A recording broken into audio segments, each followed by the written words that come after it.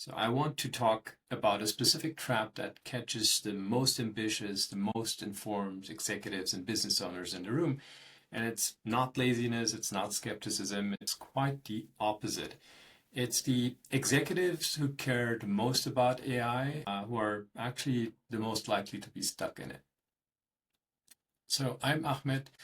I'm building a company that has an AI operating system and a human operating system. So it's my own operations are mostly driven by AI agents that I'm building out over time. And there are examples of fully autonomous AI run organizations out in the wild, but most of this is still experimental. And if you know AI agents, you know that currently it's not a good idea to do stuff like this, but in parts of your operations, in how you run AI systems, it's actually quite doable to build fully autonomous systems. So for instance, instead of reading about AI and watching a lot of things, you can just build systems that do all the information ingestion for you and just give you a weekly custom brief on things that you need to know so you can tune out all of the noise. Anyway, the pattern I want to talk about today is this. The companies that had done the most AI exploration before I started working with them were the hardest to move forward. Not because they were wrong or because some experiments failed, but because they had accumulated this mountain of information. They've been to conferences, subscribed newsletters. They had like 4 different meeting agents running that, transcribed and followed up on their meetings. Now, the problem was they had no system, no operating system in place to actually take what they'd learned and then put that into action. They were more informed about AI than like over 90% of executives that I'd met, but they were further away from deploying anything because the company, if you looked at it on paper, they actually hadn't achieved anything. So that's really the 95% of AI use that fails in companies, from different reports from McKinsey and others. And it took me a while to understand what was going on. And as I understood it, I realized it wasn't about the executives and their decisions at all. It was more about the overall environment that they had built. So what made them successful in the past was actually hindering them in moving forward. So, staying informed about AI seems like a competitive advantage, and I guess up to now it was. And reading about AI agents and the different platforms that are coming up, the different tools, that probably felt like you're in the know. But now what I'm seeing is people are being overwhelmed by this. And it feels like you have to really struggle to keep up. And actually, you don't. Just stop. Because the logic behind every AI literacy and AI adoption initiative is that, you use all these tools and read all this information about what LLMs are and how the different things work. And every executive education program out there is selling a seat to a worried VP or C-level to get them smart about AI and make better AI decisions. But the reality is, the AI information environment produces signal and noise roughly equal in value. Like there's a lot of AI gurus and influencers out there who have a marketing and sales background. They know how to build an audience, but they actually know pretty little about what a productive system looks like out in the wild and what companies really have to do to get one working. It's not as easy as just getting a Claude subscription or Gemini subscription and saying, all right, that's it. Now everyone use AI. So let me make this super specific. A meaningful, actionable AI development that's relevant to your specific operation, like a new workflow capability, modernizing an existing system, a cost reduction in a tool that you actually use. Those kind of things surface once in a week if you're lucky. But while you're looking for that one bit that is relevant to you, there is all of that surrounding noise. There is, vague thought pieces about AI's future. So there's tons of speculation, tool launches that don't apply to what you do, updates to foundational models like GPT 5.4, whatever is out. And like all of that stuff feels like you need to know, but You actually don't. And that's all of that noise is 10 times the volume of the signal that you're looking for, probably much more than that. So the work of separating these manually, the way you used to do by just reading a magazine or news or following one or two people to identify what's relevant to what is slightly interesting, that's a full-time job. So that's just the external problem. There is an internal one that's less obvious. It doesn't just accelerate what you consume, it also accelerates what you produce in your organization. So a team that could previously generate one performance report per week can basically generate one on the hour if they wanted to. A content team that produces 4 pieces a week can create 40. Not that most people do this because they're still doing all of this manually, but still the output factor goes up by a factor of 10 already with just manual use. But the human capacity to read and process stays flat. So what people then obviously do is then to use AI so what people then actually do is they use AI to summarize and distill content. So what people actually do is summarize and distill content that's been produced by AI. So like the whole purpose of the exercise sort of gets lost. So there's an internal AI overload as well. And it's not just the tool you use and the content you create, it's just that people are sort of tired of the ongoing constant changes in their organizations because they already had a um, uh, big change coming out of COVID with going towards remote work and with changes in systems.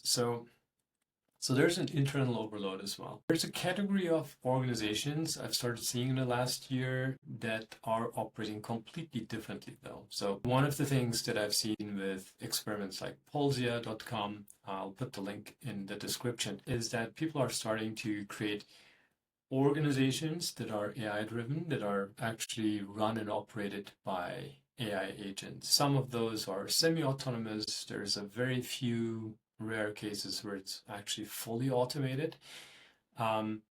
But this is, again, nothing new. If you're thinking about the water out of the tap, your electricity, but there's not a lot of manual labor involved in those. So what people do to run those systems is control, maintenance, upgrading, and updating those systems, but the systems themselves mostly operate on their own. So one of the people that I worked with has a logistics firm. And when I called to check in on them, basically, sort of paraphrasing here, what they were telling me was, well, we don't really think about most of the things we used to think about in coordinating or trucks and couriers in our logistics firm. The system handles all of that routing, and all we see is exceptions that we have to then decide on and start improving on. So that is really the model. Intake, routing, status tracking, client updates, performance reporting, all of that stuff for them is handled by different AI systems. And the people who work in the company, like the people who do things like HR and finance, and they don't see themselves as the people who actually do this work. They see themselves as the people who build and coordinate systems that do the work. So similar to, operating a water or electricity infrastructure, the infrastructure itself does the work. You just make sure that the infrastructure stays intact and is modernized. So I think that is the model for a lot of organizations going forward. And that's also the model that I'm trying to build in my own company. So really, there's such a thing as the autonomous organization that I think we'll see more of in years to come. Now, there's a pattern that I've seen across companies I've worked with. Those who are the furthest away in their AI maturity aren't the ones. So there's a pattern that I've seen in the companies that I worked with. The companies furthest away from AI maturity aren't the ones that read the most experiment. So here's a pattern that I've observed with people I started working with. And it is that the ones who picked a very specific operational problem, solved that completely, and then used that clarity and that time saving to identify the next thing and then the next thing and then built small niche solutions instead of like buying huge systems, they're the ones who are moving very quickly. So they didn't try to adopt AI broadly. They didn't have a lot of training programs. They went into specific teams, specific departments, picked one or two things, and then they tried to make that one workflow or that one outcome invisible by building a small architecture, small infrastructure around that. And then they did the next and the next and the next. So this seems a bit like working like a patchwork, and it might feel like that initially. But what you're really doing is you have this big elephant and you're trying to eat it one bite at a time. The companies that are stuck in the distraction trap and the CEO stuck in it, they're sort of doing the opposite. They're running broad initiatives and lots of shallow experiments, and it feels very active, it feels very busy, it feels like, oh yeah, we're doing a lot with AI, but really it's not essentially changing how the operations are run. And every week the AI information that is fed into that organization is just creating more external and internal overload. So yeah, they're basically busy distracting themselves. So here's a quick diagnostic for you. Just two questions. In the last, let's say, 90 days, how many tools have you evaluated? How many AI news have you discussed? How many different things have you tried in AI? And if the answer is more than, well, let's say 3, that's a signal not of ambition, but of you being in a distraction trap. So the second question, if in the last 90 days, how many workflows have you actually completely transformed using some AI tool? Meaning the workflow itself is running without human input or human intervention. It's like having an automated piece of infrastructure in place. It just does the thing. And if the answer is, well, less than 1, well, you're accumulating exploration debt and you're trapped, you're in the distraction trap. So the goal isn't to stop exploring or to go in monk mode and shut yourself off. The goal is to just pick one thing and then finish it. Actually finish it so you don't have to touch it anymore. You can maintain the infrastructure, you can do updates to that, but just have something running and be automated as part of your organization. So just pick the most manual, most repetitive, most rule-based operational thing that you have in the business. Not the most exciting one, not the most valuable one.